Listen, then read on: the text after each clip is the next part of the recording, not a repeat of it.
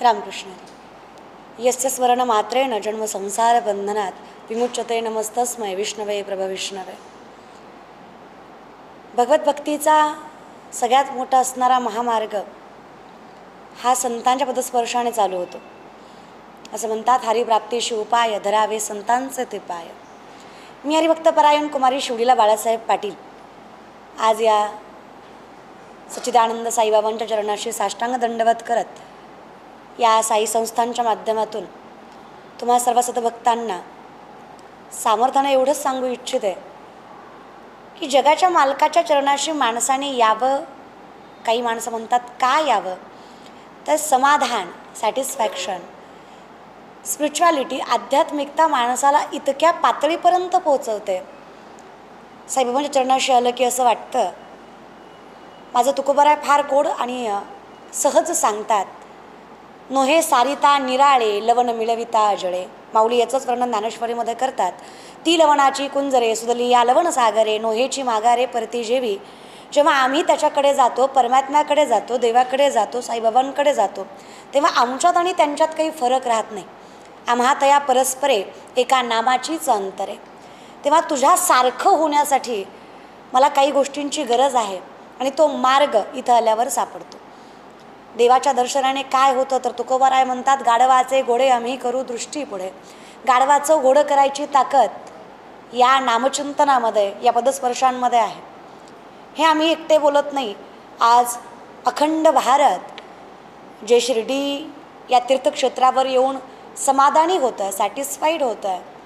शिकलेला न शिकलेला, साधा मोठा, चाचोचेनी सांडसे खंडी जपय पाणी राज हंसे तुझं ज्ञान विज्ञान तैसे वाटून देऊ. माऊली सांगतात, आम्ही तुम्हाला सांगू खरं काय आणि खोटं काय, आणि ते खरं एकच आहे, तो म्हणजे परमात्मा, त्याचा अधिकार, त्याचं सामर्थ्य आणि त्याचं अस्तित्व. अहम वैश्वानरो भूत्वा प्राणिनाम देहमाश्रित प्राणापान समायुक्त पच्चमन्यम चतुर्विधम. चालवणं बोलवणं सोड अर्जुना, सूक्ष्मता लक्षात घे, अन्न पचवणारा सुद्धा मीच आहे. आणि हे सत्य अनुभवायचं असेल तर संतांच्या पदस्पर्शाला नतमस्तक होल्याशिवाय दुसरा पर्याय नाही आहे. आणि म्हणून आज मी या शिर्डीच्या साईबाबांच्या चरणावर साष्टांग दंडवत ठेवत जे मिळणारं समाधान आहे, जी मिळणारी पॉझिटिव्हिटी आहे, सकारात्मक ऊर्जा आहे, ते इथं आल्याशिवाय कळत नाही. सगळ्या माणसांना बोलून एवढंच कळतं की आज त्यांचं अस्तित्व, त्यांचं सामर्थ्य, त्यांची प्रगती, त्यांची प्रगल्भता ही फक्त आणि फक्त या साईबाबांच्या अस्तित्वामुळे आहे. देव मानला तर आहे, नाही मानला तर नाहीच आहे. माऊली म्हणतात, सर्वा घटी राम देहादेही एक सूर्यप्रकाश क सहस्त्ररश्मी. तुला मानायचं असेल, बाबांच्याच शब्दाने सांगायचं म्हणलं, सबुरी म्हणजे संयम, श्रद्धा म्हणजे निष्ठा. चालू असलेला हा नवरात्राचा काळ, गेलेला गणपतीचा काळ, श्रद्धा आणि सबुरी म्हणजे काय? श्रद्धा पार्वतीचं रूप आहे, विश्वास महादेवाचं रूप आहे.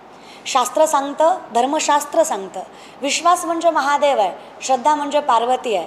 जेव्हा पार्वतीचं महादेवाशी पाणीग्रहण होतं, लग्न होतं आपल्या भाषेत, तेव्हा विवेक नावाचा गणपती जन्माला येतो.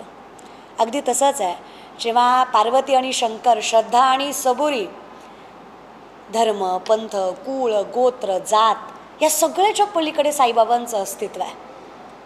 कोणी काहीही म्हणावं, पण देवाला कुठली जात धर्म नसतो, देवाला कुठला कुळ गोत्र नसतो. देव हा तुमच्या आमच्यासाठी जन्माला येतो. अवतार तुम्हा धराया कारण उद्धराया जन जड जीव. फक्त माणसांच्याच उद्धारासाठी नाही, तर नवे नवे निर्जीवांच्या उद्धारासाठी सुद्धा ज्यांचा जन्म होतो तो भगवंत असतो. त्याला कुठलंच कुळ गोत्र जात, जातवीत गोत कुळ शिळ मात भजे का त्वरित भावनायुक्त. फक्त भावना महत्त्वाची असते. आणि माझा स्वतःचा विश्वास आणि अनुभव आहे की ज्यांनी या साईबाबांच्या चरणाशी अगदी विश्वासाने नतमस्तक झालेत, त्या प्रत्येकाच्या भावनेला यथोचित फळ मिळालेलं आहे. त्यामध्ये मीही समाविष्ट आहे.